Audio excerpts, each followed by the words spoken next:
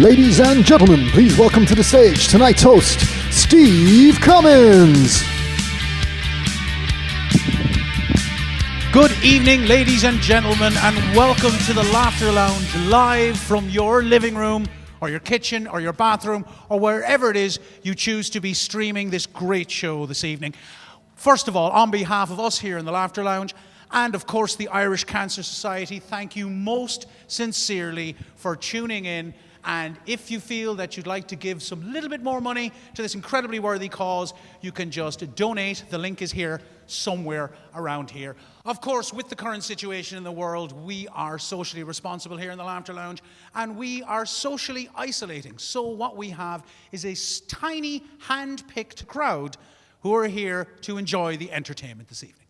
Any of you who have been lucky enough to come here to the Laughter Lounge to see us before knows that the atmosphere is something that just can't be beaten. Now, of course, normally we would have 300 people creating that atmosphere. Tonight, we have just one, but he's got a special trick up his sleeve. He has the Laughter Box 5000. With this amazing piece of technology, he can recreate all the sounds that you know and love from every time you visited the Laughter Lounge. Okay, my friend, let's see exactly how this is going to work. So, what noise are you going to play if you hear just an okay joke? Like, what do you call an Italian with a rubber toe? Roberto. Okay, that's pretty good. Okay, what are you going to do if you hear a joke that's really good?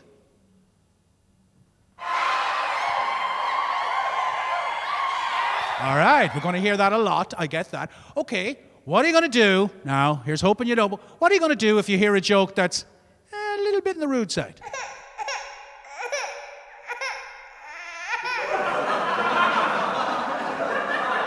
So who else have we got in our audience? Well, of course, the most cocky and confident person here. You must be feeling very smug right now. I only saw on the news last week. You can't get it. You can lick anything you want in this entire place and nothing to worry about. Good for you. Good for you. So I guess your name is Teddy. Where are you from? Not going to give me much, huh? What, you think this is easy? What, gigging to a dog, a guy in a hazmat suit, and you? It's no picnic. Wow, there you go. So, ladies and gentlemen, now it's time for the best part of the show. We're going to bring our first act onto the stage. This man, he has traveled every major comedy club, every major comedy festival on the planet with his show Reformer. He recently ripped it up in the 3 Arena. Ladies and gentlemen, please welcome to the stage the wonderful Mr. Danny O'Brien! Thanks, Steve. This has got nothing to do with COVID. It's just because Steve is from Limerick. What strange times that we're living in. Steve mentioned travel. Those days are over. Before the shit really hit the fan with all of this, I was in America, and it was actually the best training ever because I've been fist bumping for a week in the lead up to this social isolation. It's been really, really strange. Over the last while, I think family WhatsApp groups and family Facebook groups have kind of been blowing up for the last while. I'm still getting ignored in them, so it's good to see consistency, if nothing else. It's a strange time. My heart goes out to the people who were just about to break up with someone, and then they got put into lockdown with them. That must be really awkward. And statistically speaking, there's people watching this now, side-eyeing their partner, just going, I wish I ended it before this. 2 weeks with this horrendous human being. Oh, hi, no, it's grand. I'm just going to go into the kitchen. It's fine. It's a strange time. It's strange to be doing a gig to a bear, a guy in a hazmat suit, and a dog. But to be honest, this isn't even near the worst gig I've ever done. I did loads of prison gigs last year. How do you even start a prison gig? Any couples in? Don't ask that. I feel for people as well.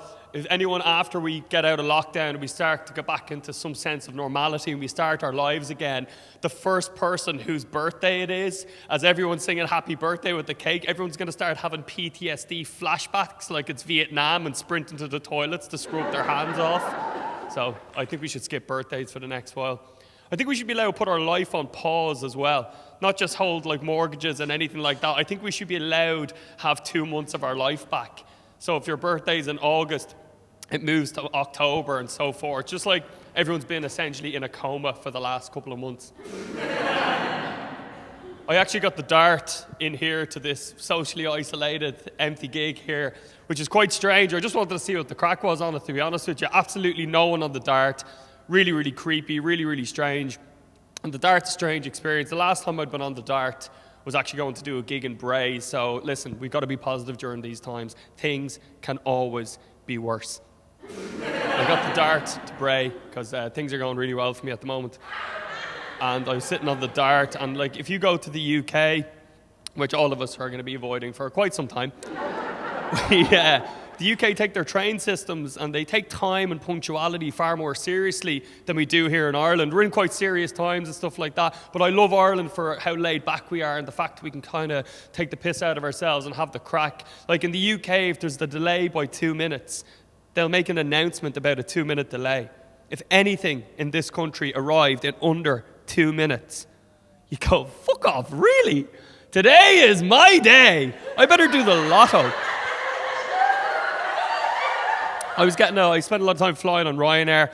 So I was flying on Ryanair to London Gatwick, and I was getting the train from London Gatwick to London Victoria. It was a 2-minute delay, and they made an announcement about the 2-minute delay. And I was standing there on the platform, and when they make an announcement, people are stamping up and down and go, this is absolutely unacceptable. How am I going to go home and not speak to my wife now? My favourite thing in the UK is the announcers, right? So this guy comes on, they press the button, and goes, boo, boo, boo. Good afternoon, ladies and gentlemen. I'm like, brilliant. Grant from EastEnders is on the intercom. Where do they get these lads? They're like soldiers with PTSD from Afghanistan who they give them a job on the train line talking to people. I'm sitting there and they make the announcement on the platform. They go, good afternoon, ladies and gentlemen. This is the Gatwick Express service going all the way from London Gatwick to London Victoria today. Unfortunately, ladies and gentlemen, due to a signalling error, there's been a 2-minute delay on today's service. For any of you not willing to wait for 2 minutes, we've arranged replacement buses to take you to an alternative destination. On behalf of myself, Dave and Paul, and everyone here at British Rail, we'd like to wholeheartedly apologise for any inconvenience caused to you today. Thank you. Beep, beep, beep. I was on the Dart. Dublin area rapid transit, which is hilarious because most of it's in Wicklow. It barely goes into Dublin at all. It doesn't really go to any areas. It's hardly rapid. It's far from transit. I was doing a gig in Breaks. Once again, things are going brilliant. And it was one of the really bad darts, you know, like the snot green darts from the 1980s where the windows have been burnt with lighters. You have to pick through the melted plastic to see outside. No, I forgot my earphones. You need earphones on the dart. You need a motorbike helmet at the best of times on the dart. I was sitting there minding my own business and I hear an announcement, right? I didn't even know the dart had an intercom system. All I could hear was this white noise, like your car stereo out of tune, just like, I was like, brilliant, I'm having a fucking stroke. And then all I could hear was 2 muffled Dublin voices in the background arguing with each other, just, you fucking tell them. You tell them. Fuck is he? I'm not even meant to be fucking working today. I was on fucking flexi time. Hello. This is the dart. This is the dart. First time this button has ever been pressed. This is the dart. Service? Like, why are you saying it like a question? You're driving the train. This is the dart service going from Pearse Street Station, terminating at Greystone Station. The next stop is due to be Dalkey, Killiney, Shankill, Bray, Greystones.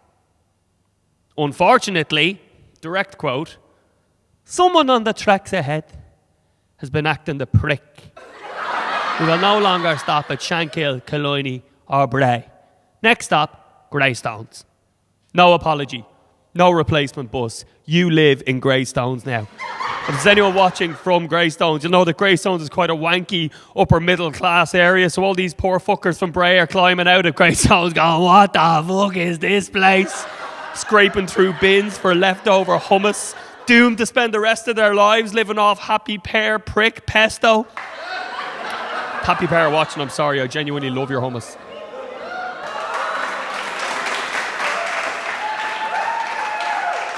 It's a strange time for people on dating apps because I don't know whether like Tinder and Bumble and Grindr, I don't know whether they've got really popular or they've gone the other way. Because what's the point? You're going to meet up for some socially awkward date. You're just like, hey, how's it going? And just hit feet with each other and then walk 2 meters apart like cyclists. If you do go on a date and it's with another cyclist, then you have found each other. I think dates are awkward. Irish people, we're not good at dating. Like Americans are good at dating because they have confidence, because their parents believed in them growing up and gave them emotional support. Imagine, emotional support. I've heard Americans here on Grafton Street, back when Grafton Street was busy, hear Americans talking to their kids. They have these interventions. They go, excuse me guys, come over here. Cody, Brody, Trudy. I just need to say something to you right now. I love you. I love you and your dad loves you. It's true, I love you with every bit of my goddamn heart. I'd die for you kids. We just want to let you know that when you grow up, we want you to be the best versions of yourself that you can be. We will help you every step of the way. We love you. If my Irish Catholic mother even made eye contact with me as a child, I'd be like, she's going to drown me in the bath later on. This is a complete ruse. To those of you watching this gig on a Friday night, if you have a drink in front of you, please raise it up. Because what else are we going to do? Let's face it, like we're all going to have to drink ourselves through this. Most people are going to come out of this with some sort of liver cirrhosis. And drinking can get you into trouble. And if you're lucky enough to be kind of locked in with someone that you like, you're probably going to have a bit of crack. But there's nowhere to hide. You can't get away with the same stuff. You can't go out and meet the lads. And most men in the room, we like to go out and meet our friends. Most of the time, we'll have 2-3 drinks. And it's usually around the third pint where something changes inside you. And you say, she is not the boss of me. For every 10 times that we go out with our friends and we come home, ladies, and wake you up, let's talk about the one time that sometimes ladies do it back to us. I'd like to call this one time Wine Wednesdays with the girls. Now, ladies, Wine Wednesdays is not just for Wednesdays, is it? Exactly. It can be any day of the week. The only reason you know she's meeting her friends is because you walk into your house or apartment and Beyonce is blaring. Beyonce and wine turns Irish women into absolute maniacs. You could have the whitest Irish girl in the world, 2 boxes of wine later. What are you doing? You're from Laois. Watching you get ready is amazing, right? Because you put in a lot of effort to meet us. But when you're meeting your friends, you'll put in far more effort. Because I'm not looking like shite in front of those fucking bitches. She picks up the handbag to leave. She throws it over her shoulder. She says, listen, I'm just going to Jen's for an hour. I'm probably not even going to drink. I'll see you later. You can't even give her a kiss goodbye because she's wearing that horse glue that seals your face shut. Let's fast forward 7 or 8 hours. A taxi pulls up outside and out of it steps a very different Beyonce. She is not singing anymore. She doesn't open the front door. She smashes it in like a SWAT team. The handbag she left with is gone. That's now been replaced with a kebab, with every sauce in the world dripping off it. The handbag's been left in the taxi, but that's my fault. She brings the kebab into the hallway. She's coming up the hallway like the snake out of Harry Potter's. Have you ever heard someone hammered on wine? People think wine is so middle class and, sophisticated. She sounds like she's drank petrol out of the lawnmower. She then comes into the room. The best you can hope for at this stage is that she falls over and hits her head. That's the best option. Because if she makes it into the room, it'll be the worst night of your life. You're lying there just going, please let that be a burglar. Please let it be a home invasion. Eventually the bedroom door will open. Like Paranormal Activity. This silhouette appears in the frame. She's on a 45-degree angle because one of her shoes is in the recycling bin. She brings the kebab into the room like it's our child. She then climbs into bed with the kebab and mounts you like an MMA fighter, breathing wine, kebab and perfume directly into your mouth. You're going, get off me, you're hurting my arms. She then leans in face to face because now's the time, ladies, we need to talk about our feelings. She leans in. I missed you. I missed you. I had a wonderful time at Jen's tonight. Thank you very much. I love you. Why don't Don't you ever cry in front of me. I'm literally crying right now, you complete psychopath. So it's nice to be living alone during the lockdown, ladies and gentlemen. Listen, thanks so much, first of all, for watching this. And a big shout out to all our frontline heroes at the moment, all the doctors, the nurses, the truck drivers, everyone that's keeping everything going at the moment. My hat is tipped to you. Thanks so much as well for supporting the Irish Cancer Society on this very random and very weird Daffodil Day special. So hopefully we can all be back together again, having a pint, having a laugh, and hopefully looking back on this and remembering it with some sort of laughter, because that's all we really have in Ireland, is the ability to take the piss out of the most tragic situations. I've been Danny O'Brien. Enjoy the rest of your Friday. Drink some wine. Thank you very much.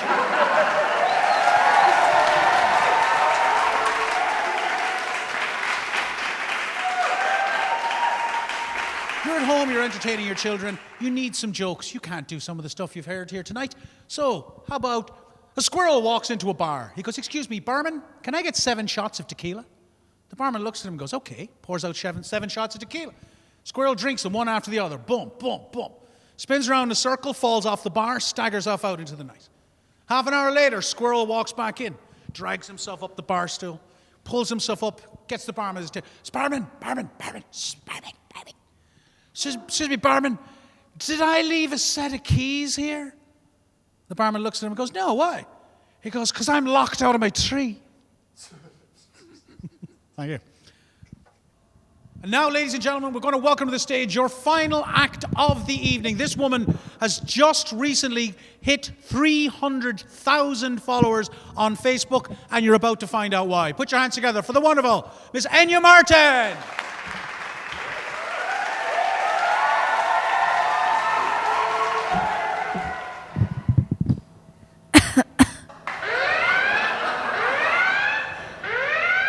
Hello, yes, I'm Enya Martin. I'm delighted to be here.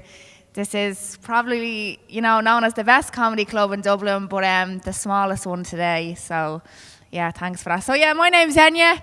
I was named after the singer. Yeah, just as well. My mum didn't like a man Meatloaf. But I grew up in a council estate, I did, so, I think it's quite a nice name compared to what people are calling their kids these days. Like, all I have to do is open the window and all you hear is, "Clitoris! Get in for your dinner!" And she'd look at the outfit and she'd be like, "Oh, Dash, you to call, you can have a bleeding finder."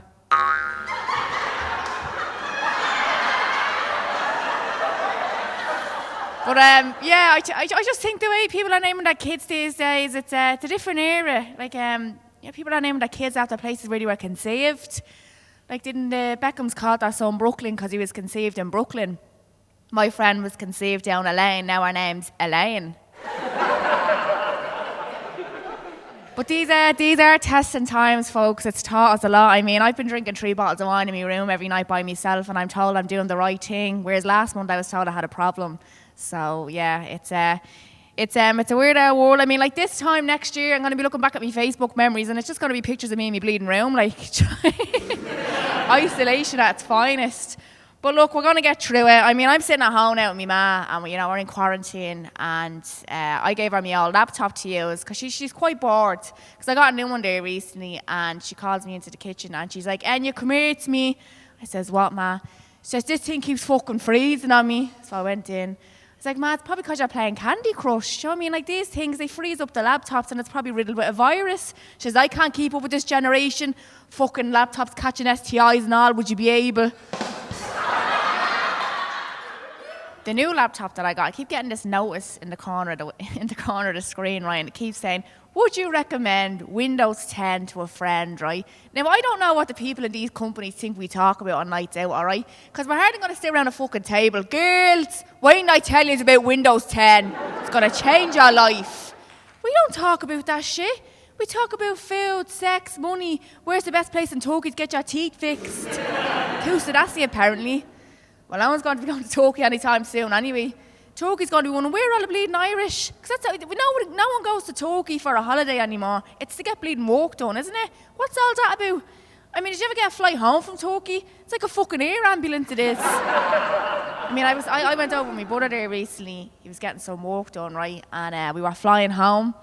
And the girl sitting in front of us on the plane had that much plastic pumped into her forehead, tits and arse that when she dies, she's going to have to be buried in a fucking green bin. Like, that's how bad it is. That's how bad it's getting.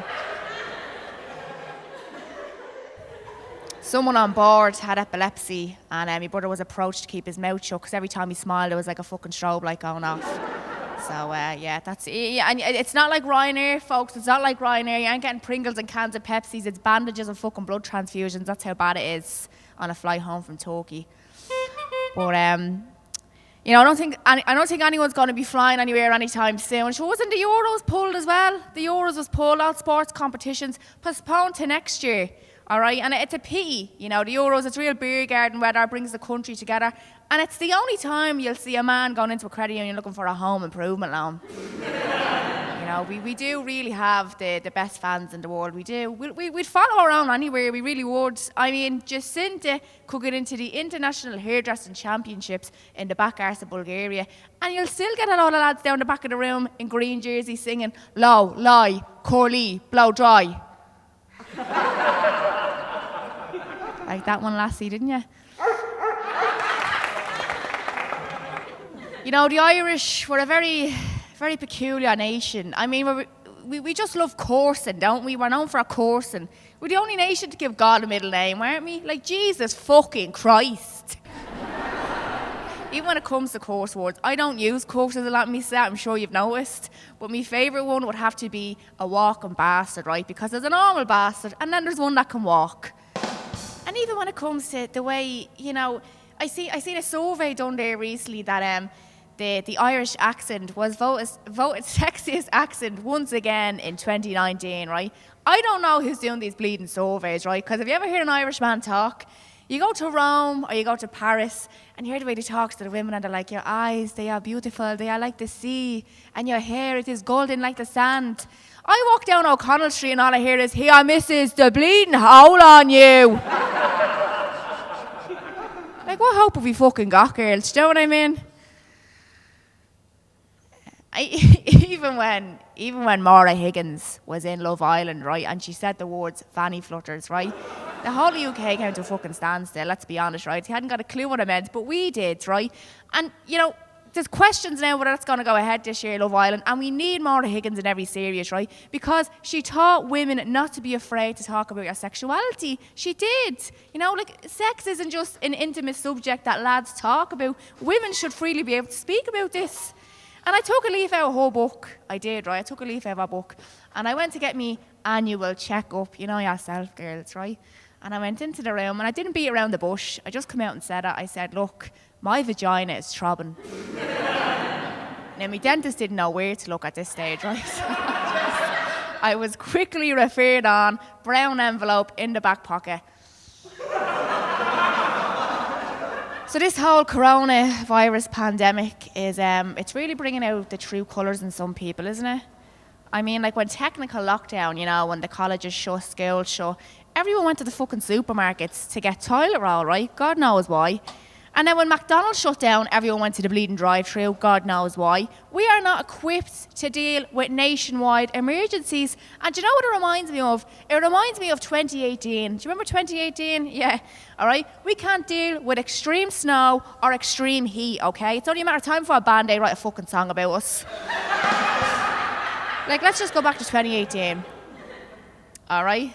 When everyone was obsessed with bread, okay? Everyone was obsessed with bread. The minute we see a bit of snow, we're straight into the shop. Bread, right? The shelves are fucking empty. And I remember I went to Mass that week, right? And the priest done away with holy bread, right? And he just started holding up a batch of loaf. And instead of body of Christ, he was like, butter or mayo.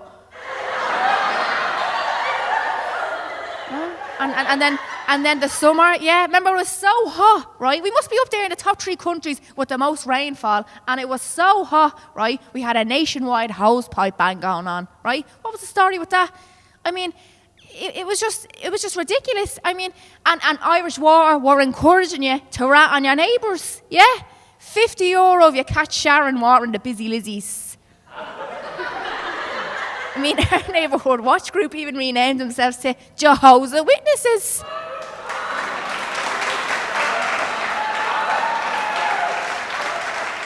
And then the storms. Don't get me started on the name we give the storms of this country, all right? Storm Hannah, Storm Ophelia, Storm Gertrude. Why are they all fucking primary school teachers? Do you know what I mean? If you're going to name a storm, I wanted to put the fear of God into me. Storm Anto, put your windows through. Bleeding bullshit, I really been. Fucking will, Teddy. And do you remember as well, in the year 2018, there was a period where people were just driving around the country reefing ATMs out walls. Remember that? People were driving around the country doing that. Right? It was like it was a fucking trend or something. I mean, what was the story with that? Do you remember, like, bring back the old days where someone would go into a bank with a pair of tights over their head and hold it up with a banana? Nowadays, someone walks into a permanent TSB and sees a long queue. They're like, fuck that, get the digger out. I mean, can you imagine ringing up AIB in the middle of the night being like, how are you? This ATM is after swallowing me cards. Yeah, what ATM is it, love? It's the one in me kitchen. Yeah, me and the boyfriend, we're under quarantine, you know, with the family, and we actually don't live together, but he's with me at the moment, and it's really testing the relationship, if I'm being honest, because we're together 12 years now, but we're not engaged. Someone doesn't want to rush it. But, you know, I would get down on one knee, but you know what men are like while they're down there? One can wish. But we actually met on Bebo. Do you remember Bebo? Yeah, that shit show. But that's how people are meeting these days, isn't it? Through social media. Like, I remember I pulled my nanny up, going back a few years ago. I was like, Nanny, how did you meet Granda? She said, well, we were at an AA meeting, and Granda stood up and said, fuck this, I'm going for a drink. And my nanny said, hold the door, I'll go with you. They used to call me Grandad the Exorcist, because if you went into your gaff, there'd be no spirits left. I remember the first time we had sex. We were walking up the stairs. Not me and my Grandad now. Me and the boyfriend, we were walking upstairs, and he turned to me and he says, do you want to be on top or do you want to be on bottom? I says, here we go, we're riding in fucking bunk beds. And we still are.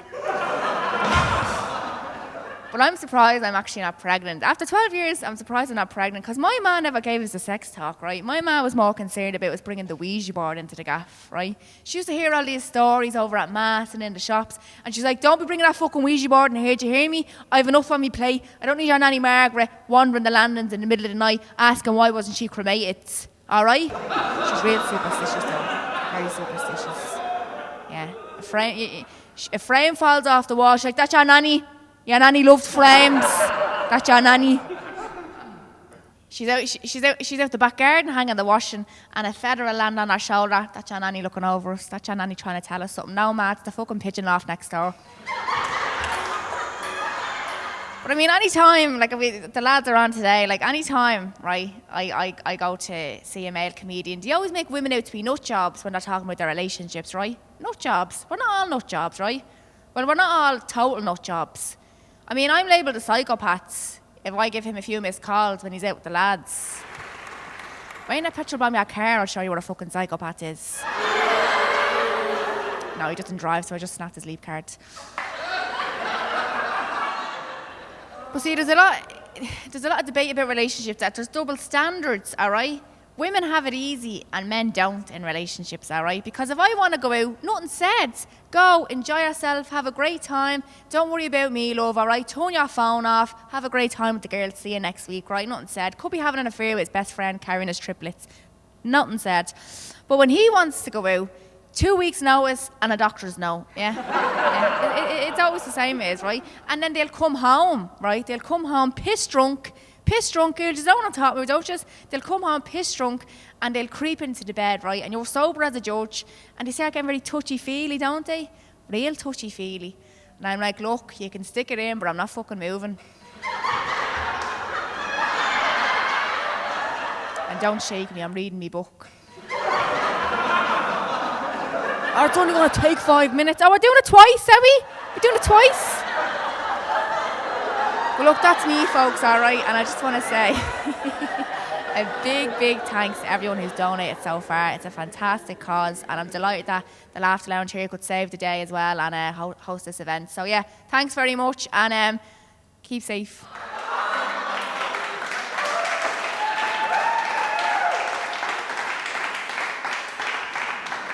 Thanks so much.